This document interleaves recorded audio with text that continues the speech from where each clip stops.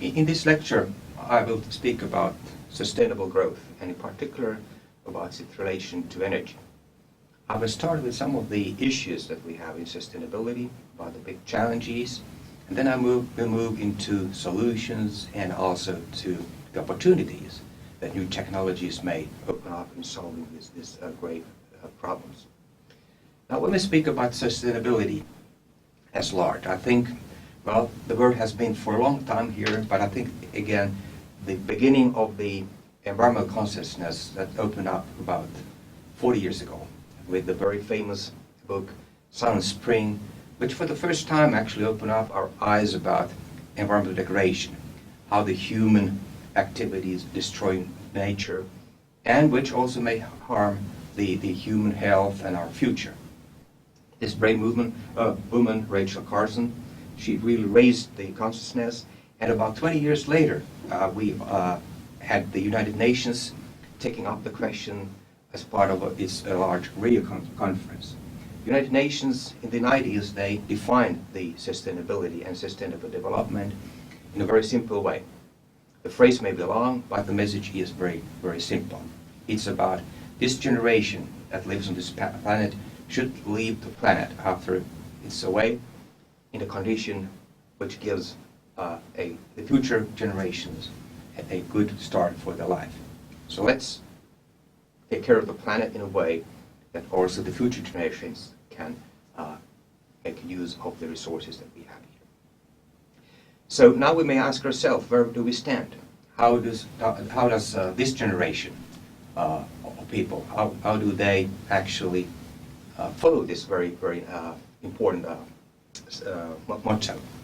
So if we look now on how we behave on the planet and how we have built our welfare, it is very much based on utilizing the natural resources freely. We don't really think very much about how we deplete the resources or how we put pollution back to the nature.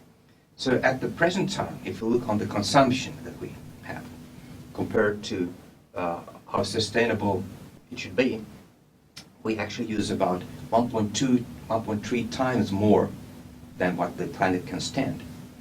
And in the coming decades, that may even increase to a factor 2. So we would need to have 2 planets, in a way, to satisfy the demands and the greed of the people. We also see that in this picture, and this picture shows the countryside based on their ecological footprint, the way they use natural resources and how they pollute. We see that most of the industrious countries, in terms of consumption, are much, much larger than the poor countries, which tend to be in the south. So there's also an inequality here, that industrious countries, they use much more resources than the poor countries. So this is an important question when we think about the solutions for sustainability, is all the question about inequality. Now, how does the energy come into the picture? Energy is one of the, let's say, key factors that we have in the ecological footprint. Energy is one of the, let's say, major resources in our society that enables a good living standard. We could say that the modern society wouldn't exist without actually access to modern energy resources. Energy is also coupled to many other grand challenges. We could say that definitely the water question, food question, health question is also related to energy. And everybody knows that, yes, the energy also causes the climate change, which is, I would say, the challenge of our society. If we're not able to solve the climate change issue, that may cause really damage to our ecosystems or damage also our future. Now let's start to look on the effect of energy in terms of sustainability, but just very briefly reviewing the history of energy. Now, there's 3 major innovations in energy that has changed the life of humans on this planet. The invention of fire, which enables to release the chemical energy in fuels, in particular in those times in the biomass. Then we have the engine, steam engine, which is invented in the beginning of the Industrial Revolution, which enables us to convert that chemical energy, which comes through burning, into mechanical energy. movement. So energy helps us to turn the industrial processes. And then about 150 years ago, there's a big invention about electricity. That is, if we have moving power, we can turn that in a generator into electricity. And the modern society without electricity wouldn't be possible. So three major innovations, they have actually changed the whole planet and changed our lives. Unfortunately, the energy that drives these processes, drives our power production or drives our industries, is mainly based on fossil fuels. Well, a primitive society in the 19th century couldn't do much more. They just took those sources which were readily available. Fossil fuels are coal, oil, natural gas. They are hydrocarbons, and we know that when we use those fuels, they actually release carbon dioxide, which is harmful for the atmosphere and is the cause for the climate change. Presently, 80% of all energy, based on this historical kind of a path that we have had from the invention to today, is based on fossil fuels. So this is a huge challenge. Our society is carbon addicted. We need carbon fuels in order to run that society, but we cause also great problems in the environment. So the question is then, of course, what would be the future for that path? Now, just briefly summarizing, what are the key problems from energy? And that relates to the sustainability and also for looking at solutions. A very good indicator of the effects of energy is definitely the global temperature. If you look at the global temperature changes over a scale of 1,500s, in the medieval ages we didn't have any commercial energy. We just used bioenergy or wind. The society was very primitive. But after the Industrial Revolution in the 19th century, and from that onwards, we see on this scale that the global temperature is rising rapidly. Now we are in a point where the global temperature has raised almost 1 degree compared to the pre-industrial time. And if we just go forward in a business as usual way, we don't do anything, we just use fossil fuels more and more, it seems that the global temperature could rise by even 6 degrees by the end of the century. 60 degrees warmer means that most of the ecosystems that support life, us on this planet, would not stand that very fast change of temperature. And some estimates tell us that maybe half of all species on this earth would disappear because of this very huge change of temperature in which the ecosystems, in which the plants, vegetation, would not be able to cope with. So the key issue for us now is in some way to limit the emissions from energy production if we want to really save this planet. A sustainable temperature increase, as the temperature will increase whatever we do now, because of the historical reasons, because carbon dioxide stays in the atmosphere for about 1 century. 2 degrees temperature increase, that is what we can afford. And that's actually now the target for international agreements and negotiations. Let's try to restrict the temperature increase to 2 degrees by the end of the century by reducing the CO2 emissions. So now, in order to reduce the CO2 emissions, let's understand how to do that. Let's look on the big picture of energy. 80% of all energy is fossil energy. And the birth fossil fuels are coal and oil. Coal is important for global power production, electricity, and oil that runs our traffic. 98% of our traffic runs on oil and gasoline. So oil and coal together is about 80% of the CO2, carbon dioxide emissions globally. So that's where we need to have focus. How we move, how we transport our goods, and how we produce our electricity. So if we can tackle those two issues, power and traffic, in a sustainable way, that would be a huge difference in terms of CO2 emissions. Now, how much do we need to reduce the CO2 emissions? We know from scenarios and from scientific calculations that we need to reduce globally the CO2 emissions by about 50–60% by the middle of this century. So we have about 35 years' time to get the problem solved. In industrious countries, which actually are the problem of the global climate change, we have emitted very much in the past, and our welfare is based on carbon dioxide in a way. We need to reduce the emissions by 80, even 90%. So in Europe, US, all industrious countries, that's where we really need to revolutionize the way we produce and use energy in order to get the emissions down. Unfortunately, emissions are increasing all the time. We haven't yet got a grip to the problem. And we may have about 5 to 10 years' time in which we need to really change this trend, increasing trend to a declining trend. So we live in a period which is very important actually for the future of this planet. Now the challenge that we have in front of us is huge in the sense that now it's not enough that the industrious countries, that they actually decrease their emissions. And they could afford that. I think all the Western countries, industrious countries, can easily afford to drop their emissions by 80%. It's more about political will. But then we have the rest of the world, the emerging countries, the emerging economies, developing countries, which actually are very poor. And they use just a fraction of the resources of this planet. There's a 20–80% 80 rule, which says that 20% of the population use 80% of the resources, and 80% of the population has access just to 20%. So if we want to equalize this, so let's give the poor countries an opportunity to improve their living standard. They would need energy for that. They need energy services, electricity. That would mean that the emissions, if the energy production is based on the same way we produce energy today, it would mean huge increase in emissions.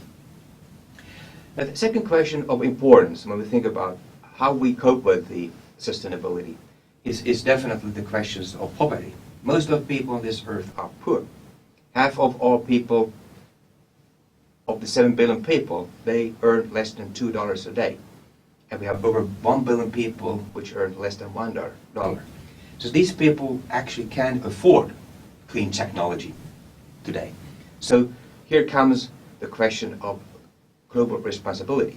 We who are rich in the Western countries, industrial countries, need to take more care about those who are poor and weak and which don't have the opportunities to take this new path forward. This means we need to go for global justice. If there's not justice, I think we would not be able to solve the global grave environmental problems and climate change. Now, it may sound pessimistic now. Emissions goes up, and most of the world want to have a better living standard, and there's not a sign that emissions could come down. Now comes up the next factor, which is the technology. The global population is increasing, the economic welfare is increasing, which means that emissions would kind of naturally increase. So the technologies, having technologies which don't pollute and which are effective in terms of resource use and energy use, that seems to be the key for solving the global energy and climate problem. Now the basic trend with emissions is upwards, and the emissions may even double by the middle of this century. Now through a range of clean technologies which actually are already readily available, we could drop the emissions. We could drop that, and through different technology families we could really get the emissions down. Now which technologies play a key role here?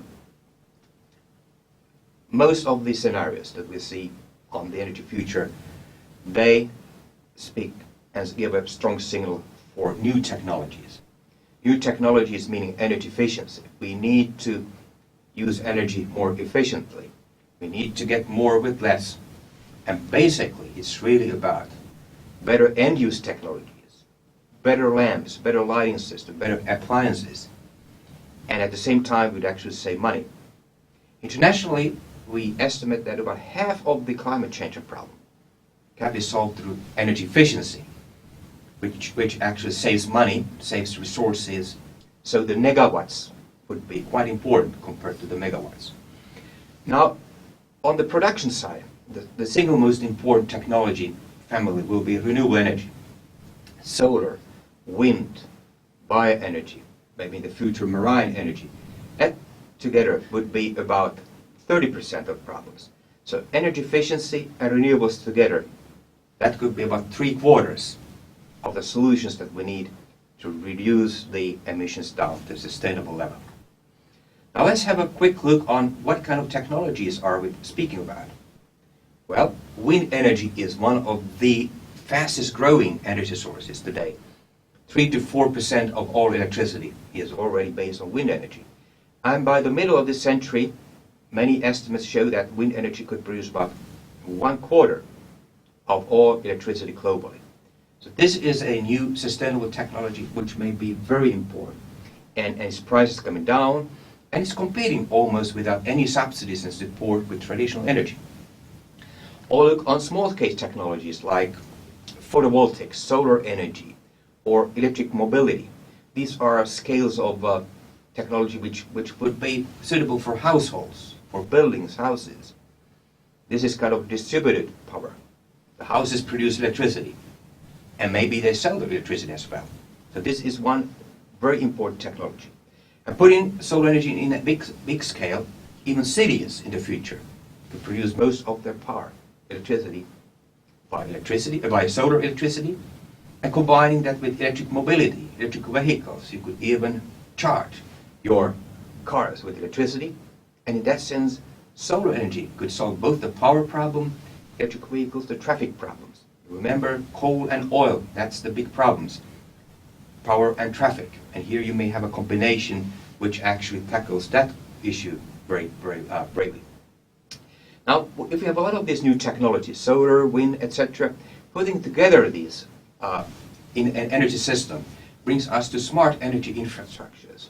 So you may have a range of different technologies with different characteristics. Sometimes the wind is blowing, sometimes not, sometimes solar is not shining, sometimes shining. Now, putting all technologies together, like a family, integrating together, actually means creating a reliable, smart infrastructure which is able to produce clean energy 24/7, the hour round. Smart infrastructures, smart grids, that's the way how we integrate these technologies together. We need a lot of knowledge here. We need ICT combined with energy, which then is able to master the whole energy system. The trend is quite optimistic now for these new technologies, and also I would say the market conditions seems quite good. The market for wind energy, the market for solar energy are actually growing very fast. Globally, half of all investments in power goes already to solar and wind. So there's a takeoff. And there's also an extra bonus with solar and wind. Well, we get clean energy, that's good. But also because these are new technologies based on new innovations. They need a lot of actual intelligence. They need human power to be built. So that creates a lot of jobs. So we see 100,000 new jobs created, green jobs, which create the technology, which again solve the problems. So the problem that we have, as in sustainability, climate change, environment, that urges for new technology would create new jobs. And I think this is very important for young people to understand that yes, clean energy creates new jobs. The old energies, because they are already mature, they destroy the jobs. So here we have a win-win situation, definitely, through technology. Looking forward in time now, till the end of this century, and maybe looking also back a few centuries, we will observe that there are transitions from different energy sources and technologies toward actually cleaner technology. So the energy evolution in some way goes to cleaner technology. We started in the 17th century with bioenergy, which was very clean. Then we had this fossil fuel area, which started in the 19th century, and we are still there. But by the end of this century, if now we use 80% of our energy through fossil fuels and 20 is clean energy, this figure may be reversed. That by the end of this century, 80% of the energy is clean, like renewable energy, and 20% is the old energy. And this kind of a very major paradigm shift may be possible now through these new technologies, which are getting cheaper and which are getting more spread on the market. Importantly, it is always very important to emphasize that energy is also part of the technological evolution. And I believe that the evolution would not stop in energy. I'll take it just as an example, the lighting. We started with a very simple incandescent lamp, which was very inefficient. Now we are in the LED lamps, which are very efficient. You don't need much resources, you don't need much electricity, but you get much light. And this development will go further. We don't yet know what's there in the future, but definitely innovations will never end. And this gives also hope for the future. And I think if we look on forward 2050, which is a very important milestone for climate change mitigation and solving the energy problems, I'm sure that the modern energy will look much different from today's, let's say, imperfect technologies. The new sciences like nanoenergy, biotechnology, materials technology, ICT, artificial intelligence, when you put that into energy, that will create a super technology, very sustainable technologies, which actually enable producing much energy cheaply and for the whole planet. And that's a very good combination in the sense that it also actually offers an opportunity for equality and for justice on this planet. And finally, one could say when we speak about sustainable growth and energy, we have the technology solutions already there. And the economy of these new technologies doesn't seem bad. The economy is quite good. The new technologies are getting cheaper than the old technologies. But what remains at the very end is a very important question that comes to us as human beings, as consumers, is about our choices. The technologies are there, but the question is, are we choosing those? This is also a question to policymakers, to decision makers, that yes, that they have to do decisions that help the consumers also change their energy habits. Thank you for your attention.